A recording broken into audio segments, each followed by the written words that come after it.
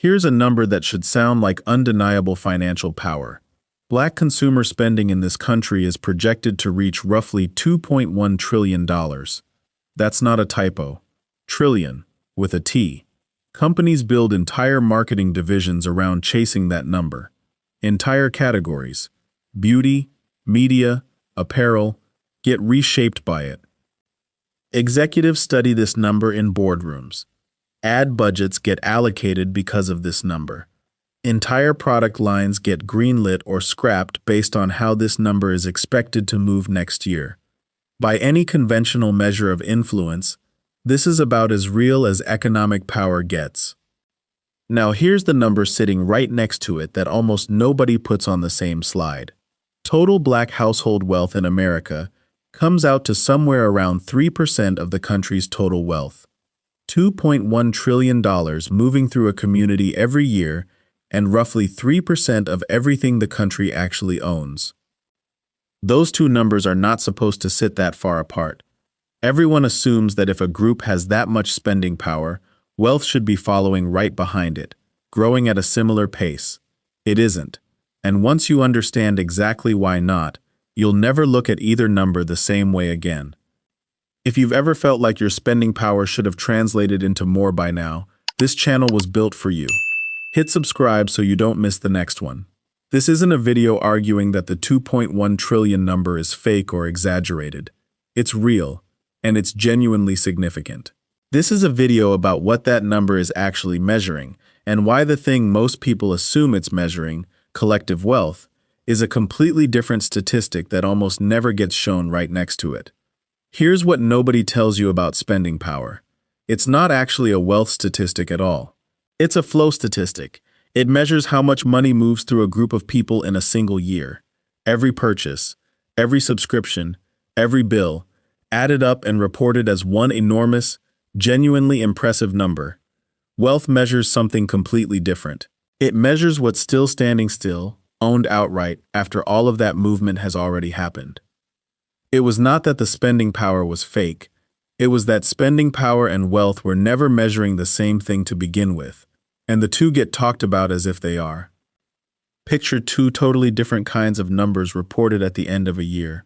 One counts every dollar that passed through a set of hands, no matter where it ended up. The other counts only what those same hands are still holding once the year is over. A community can lead the entire country in the first number and still trail far behind in the second, because leading in movement has never once guaranteed leading in ownership.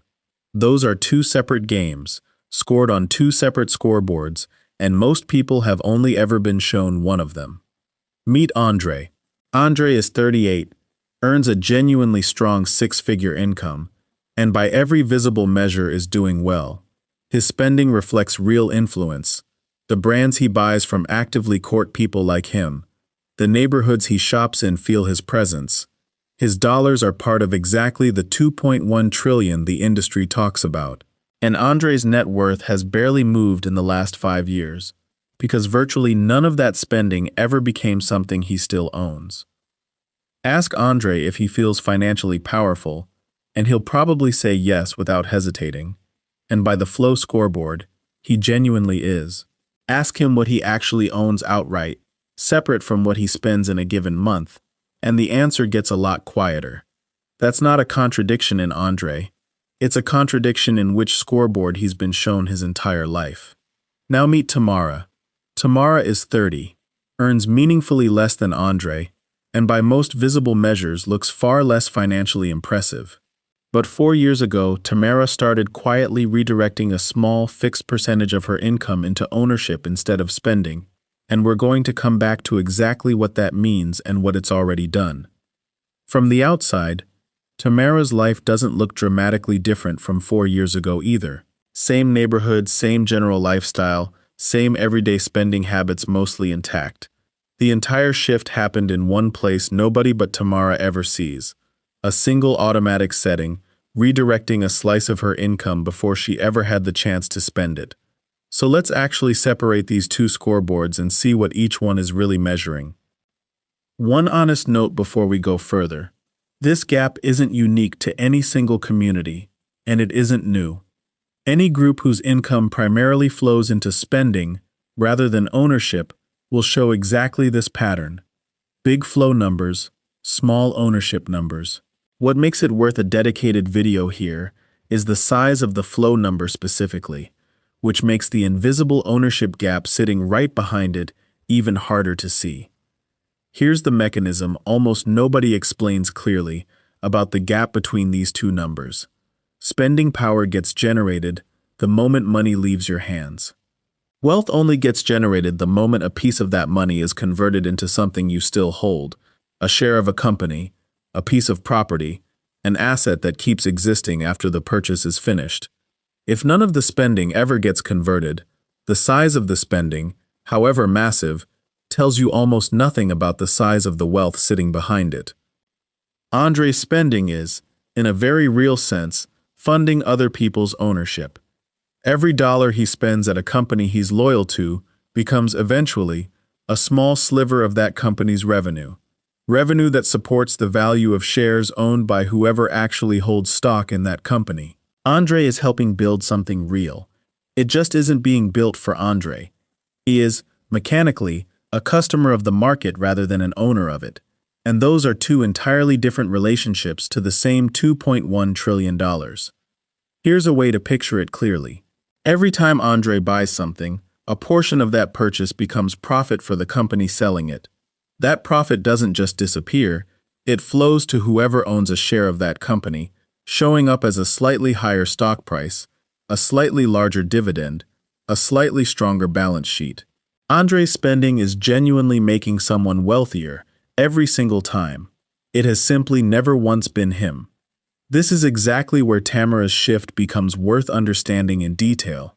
4 years ago, Tamara didn't stop spending, and she didn't dramatically change her life.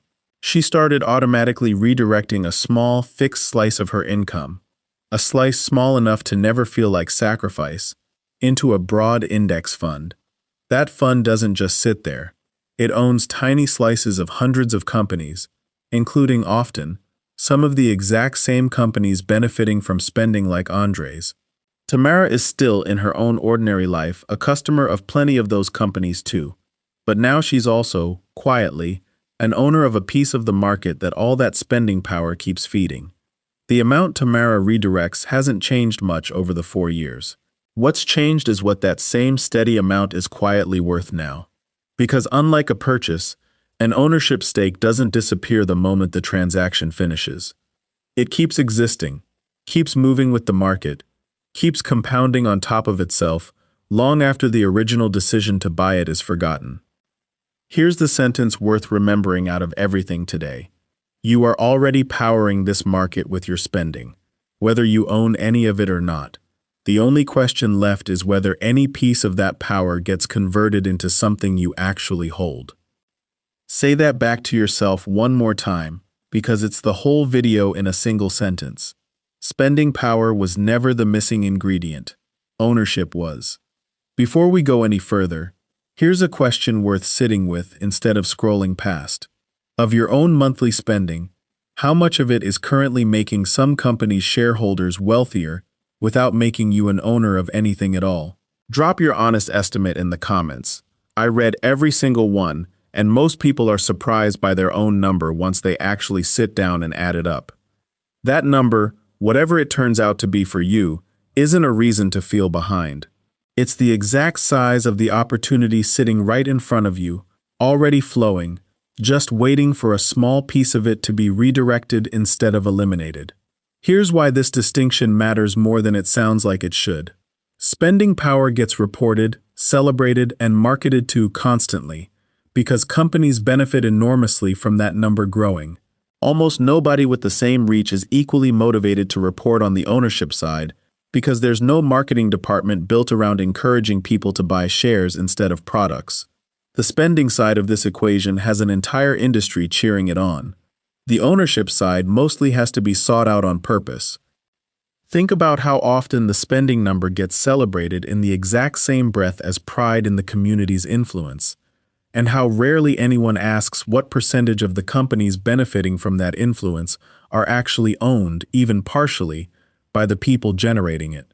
Both things can be true at once. The influence is real, and it currently flows almost entirely one direction. This is exactly where the psychology of this topic gets complicated, and it deserves to be said honestly instead of glossed over. Spending inside this community carries real weight beyond the dollar amount, supporting businesses that finally represent people accurately, showing up for culture, for community, for representation that took generations to reach. None of that is a mistake, and this video isn't arguing that it is. The argument is narrower than that. None of that spending has to be an either-or against also owning a small piece of the broader market at the same time. Andre isn't wrong to spend the way he does. He simply never added the second half of the equation next to it. It's worth being honest about why that second half so often gets skipped, and it's rarely about not caring. Ownership, unlike spending, doesn't come with an immediate feeling attached to it. Buying something delivers a moment, new, present, felt right away. Redirecting money into an index fund delivers nothing to feel in the moment at all.